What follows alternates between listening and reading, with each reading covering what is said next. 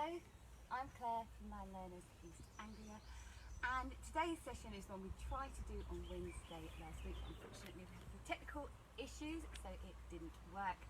So it's on environmental changes and how they affect animals. While we're on the subject of videos in general, I just wanted to explain to you why we're doing these videos in the first place. You may have noticed that the frequency has gone down slightly. We're doing them every weekday. We're now on 3. Line Learners is a really small company. There's only 5 Line Learner presenters all over the country, and each Line Learner presenter has their own business, and all of the animals that you see on our videos belong to us. They're all our animals, they're our pets. We rescue and adopt as much as possible, and these videos we are doing during lockdown to help with homeschooling. At the moment, every video is based on a science curriculum for Key Stage 1 and Key Stage 2. Today's session is for Year 4. And we also do it as a way for people to see the animals. We want to go to care homes, nurseries, all these places.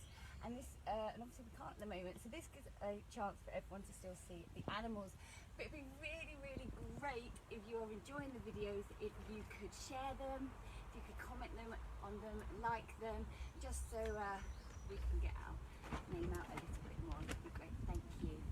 Anyway, without any further ado, let's focus on today's session. Hello, Rhubarb.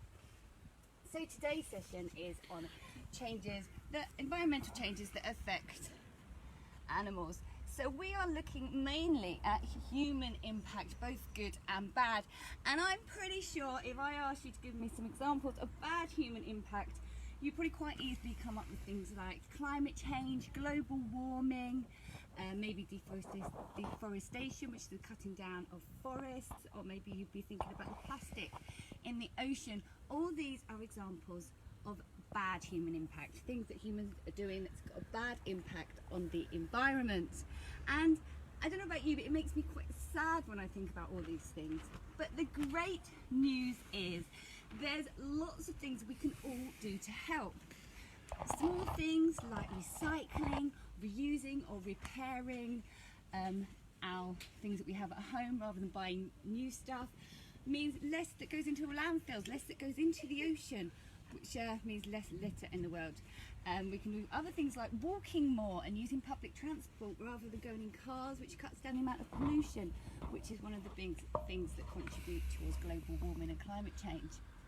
So today we are going to be looking at our local environment. We're going to meet some animals that you might see in your garden or in a park, and we're going to look at ways that we can help them. And as you are seeing now in front of you, here is Rhubarb the hedgehog. Now, Rhubarb is an African pygmy hedgehog. The hedgehogs we get in the UK are European hedgehogs. They're bigger than these guys, the African pygmy. Hello, sweetheart. But I couldn't show you a European hedgehog. They're wild animals. They wouldn't want to be stuck in a pen. Whereas Rhubarb, an African pygmy, is considered a domesticated, here you go, domesticated hedgehog. He's quite happy to come out for some worms in the sunshine. He likes it nice and warm. He likes it nice and warm summer and winter. So this weather is very nice for him. Here you go. But they do have a lot of similarities. You've seen here he's eating some mealworms, and the hedgehogs in the UK love to eat insects too. But the hedgehogs in the UK, the European hedgehogs, are in severe decline. Their numbers are plummeting. There are a lot fewer hedgehogs that you'll see around about today than you would have done 5, 10, 15, 20 years ago, and there's lots of different reasons for that. One of the reasons is across England and the UK there used to be a lot of something called hedgerow, which are big hedges that separate fields. Now hedgehogs love to live in hedgerows. It's how they got their name. You'd hear them snuffling around at the bottom of the hedgerows, and that would give them the name of hedgehog, because they snuffle like a pig. Rhubarb's snuffling now looking for worms. Hello, look, Rhubarb, there you go. So with the lack of hedgerows, with all them being cut down across the country, it means the poor hedgehogs don't have anywhere to nest, they don't have anywhere to live. They've lost a lot of their habitat, which is having a huge impact on them.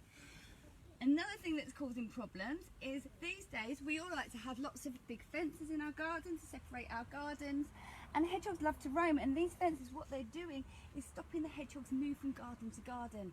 So that's also causing a problem. Hello, darling. Another thing you'll see here, I have a can. Another thing that's not very good for hedgehogs is dropping rubbish. You will see this can, this part here, is just the right size for a poor little hedgehog to get its nose stuck in. And then they could either get trapped in there, or this is very sharp, so it could cut their noses and become infected, which would be a big problem for a wild hedgehog. So simple things like picking up our rubbish and taking it away with us is an example of a good impact on, an example of good human impact. Sorry, I couldn't get my words out then. Good human impact, things that we can do that will help. I mentioned earlier, and as you've been seeing, he likes to eat insects. And this is across all hedgehogs. They love their insects. And there's a big problem with insects in the world. They are going downhill rapidly as well. Numbers of insects, you're having a beetle there. Numbers of insects are going down rapidly, and we're going to cover that a bit more in a minute. So these are all the problems that the European hedgehog is facing. But there are some things you can do at home that would be really easy to help out. First of all, you could, as I say, pick up rubbish would be a great thing. You could plant some wild flowers, things that would attract insects, and as I say, we are going to cover that more in a minute. And that would attract insects, which would give more food to the hedgehogs. You could also, if you fancy getting a bit creative, build a hedgehog house. If you go online to a brilliant website called hedgehogstreet.org, there's a great instructions on how to build your own hedgehog house, and this will provide a place for the hedgehogs to nest, have their babies, and also some of them to sleep over winter. You're waiting for more food, aren't you? Such a little pixie. Here we go, baby. And another thing you could do, which would be really important for the hedgehogs, this one you need to ask your parents first, is make a little hole in the bottom of fences in the garden. It's called a hedgehog highway, and it lets the hedgehogs go from garden to garden, which is a great way for the hedgehogs to find new habitats and new food, so that would be really helpful. Right, we're going to leave rhubarb there for a minute. We are going to go on to insects. You go out into your garden, especially this time of year, you are likely to see lots and lots of insects, and I'm hoping some join us today. You normally have lots of bees around here, so hopefully we've got some little hoverflies. But the insect numbers around the world are going down dramatically, and this is causing a big problem. Insects are part of the food chain. As you see, hedgehogs like to eat them, and lots of animals like to eat them. Bats, birds, small lizards. They provide food for other larger animals. They're also what we call the pollinators. Let's see if we can find any more insects for you to see. They're also the pollinators of the world, and what an insect does, especially a bee, we could have a nice bee. It's a shame on Wednesday, before the internet was all cutting out, we had a lovely bee that we were watching out here. But the bee, when they land on the flower, they will drink the nectar, and it will attach pollen to them, and then they fly off to another flower and take the pollen with them and spread it around, and that helps lots and lots of flowers grow. It also helps the flowers fruit. So the fruit we eat needs to be pollinated for it to grow. So insects are so important to our world. And there's lots of things you could do. You could create a wildlife area in your garden, or maybe you could speak to your school about creating a wildlife area at your school to attract bees and butterflies and lots of other bugs. You could also get yourself a bug hotel. So there's different examples of bug hotels. Over here is a bought one from a shop. So you could buy one just like this one, or if you feel a bit creative, you can make one. Now if you go online, there's lots and lots of examples of really elaborate ones that need pallets and bricks and all kinds of things. But you can also make a nice easy one, like we've done here. This one here, we've got one hanging up. And we've got a smaller one down here to show you. It's really easy, anyone can make it. All you need is a bit of a bottle. So we're reusing there, which is great. And you just need lots of different size sticks. So thicker ones go in the middle and then pad it out with all the thin ones. We've added in some walnut shells, but you can use things like pine cones. And you need it to go in really tight, so when you hold it upside down they don't fall out, but it gives a little home for insects to go in. And the great thing about this bug hotel is it doesn't matter what size garden you have. It doesn't even matter if you have a garden. You can hang it up on your window, you can rest them outside, and it just gives a place for insects to go, a little home for them to live in. If you go to, if you want to know more about insect conservation, Bug Life is a great place to start. Right, let's meet another animal. I'm afraid with it all, let's meet some bugs because we've been talking about them, and unfortunately none of the wild one wants to go out and play. So let's meet our big Madagascan hissing cockroaches before we go. There they go. Just at least we can see a bug. Right, so next animal. So down here we have the lovely Cornelius. We're going to get him out now for a little play with his travel tank. Let's have a look at him going along the ground. Here he goes.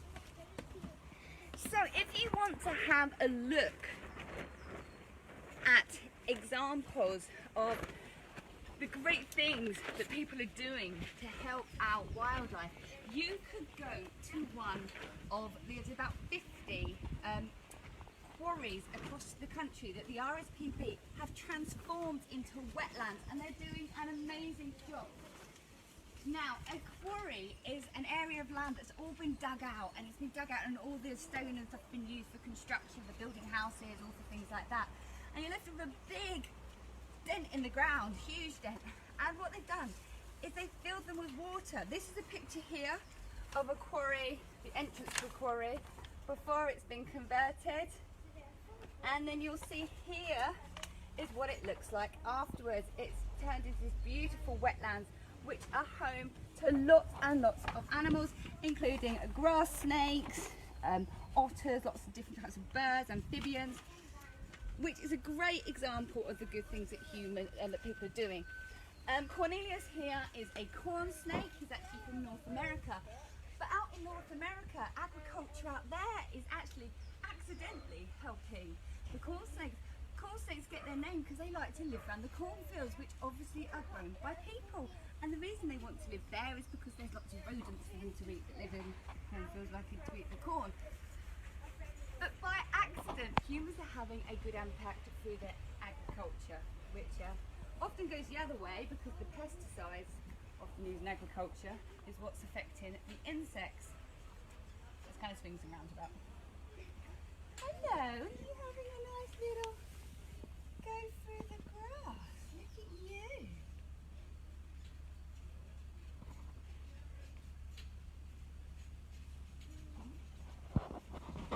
So I hope you enjoyed today's session. If you did, please share, please like, that would be wonderful. And we'll see you on Wednesday for another Animal Cam. Bye.